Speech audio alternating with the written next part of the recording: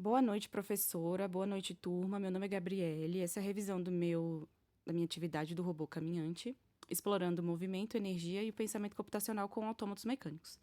Na apresentação, né, os robôs, eles são associados a computadores, a sensores e componentes eletrônicos, mas muitos princípios da robótica da computação, eles também podem ser compreendidos mesmo sem uso de circuitos ou programação digital.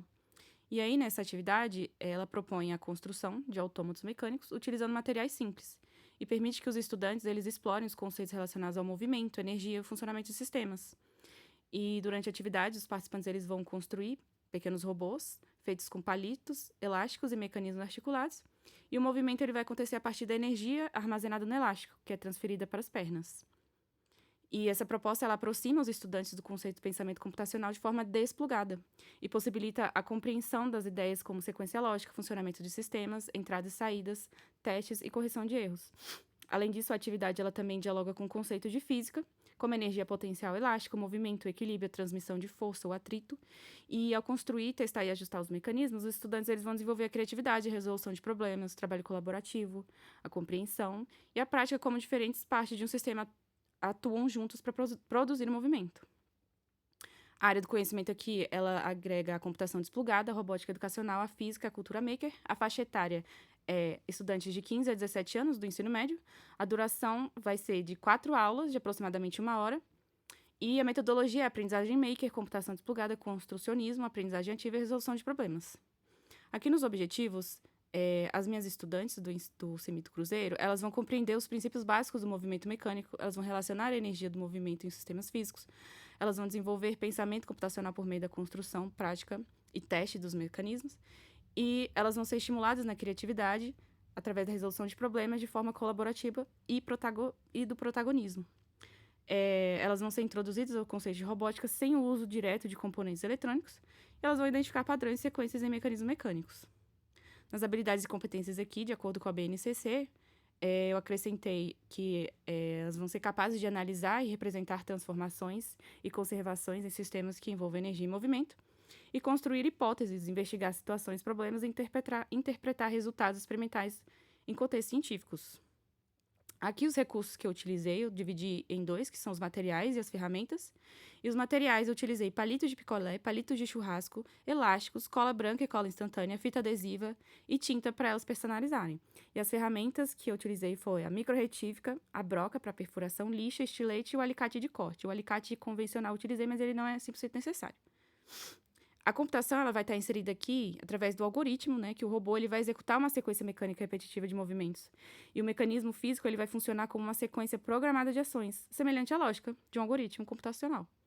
E a depuração, que é o debug físico, no caso, o processo prático, elas vão testar o protótipo, elas vão observar os erros, que ele não vai funcionar 100% de primeira, elas vão ajustar esse encaixe, elas vão modificar posições para corrigirem as falhas mecânicas. Isso faz parte do processo. Os elementos do sistema e a correspondência com o robô vai incluir a entrada, que é o input, que vai ser a energia armazenada no elástico, o processamento, que é o movimento transmitido pelas articulações, e a saída, que vai ser o deslocamento dinâmico das pernas, o andar do robô. A física aplicada aqui, ela vai ter a energia potencial elástica e a conversão da energia, o movimento mecânico e o movimento alternado, a força, o atrito, o equilíbrio, as alavancas e a transmissão de força mecânica. E temos também a interdisciplinaridade adicional, no caso da arte, que elas vão fazer a expressão artística, né, através da pintura, e a matemática, porque elas vão precisar fazer as medições, a simetria e cálculos para alinhamento das peças. Nas aulas, eu descrevi aqui, né, como 4 aulas.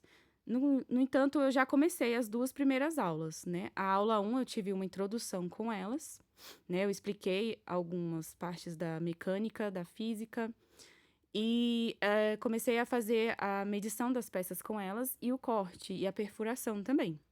Na segunda aula, eu deixei para elas mais personalizarem, né, com tinta, e elas fizeram a pintura. Elas gostaram bastante, né, das 2 primeiras aulas. E as outras aulas eu separei, né, na parte da montagem do mecanismo, no qual eu estou fazendo o corte das peças, né, e a separação, deixando as peças todas prontas para elas montarem na terceira aula. E na quarta aula, elas vão fazer esse ajuste, porque na terceira elas vão visualizar, né, erros e anomalias, e na quarta aula elas vão fazer esses ajustes.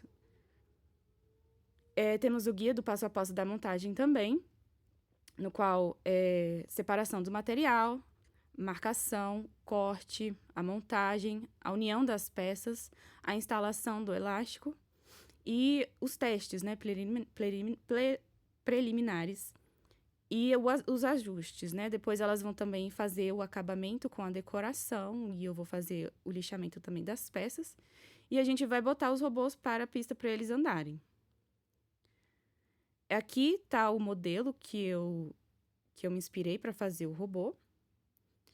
Aqui é a lista de chamada da primeira aula, no qual tivemos somente as quatro alunas, uma delas faltou.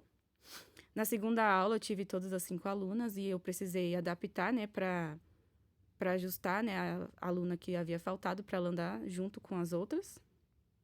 Essa aqui é a foto da primeira aula, elas fazendo a montagem, né, do robô, fazendo a marcação e a estruturação. Elas gostaram bastante. E essa foto aqui é das pecinhas que elas já montaram e pintaram, que eu fiz a separação e deixei organizado para na próxima aula a gente dar continuidade na montagem das peças. Então, estou fazendo o corte, estou fazendo o lixamento e a parte que demanda mais habilidade manual. E é isso. Muito obrigada.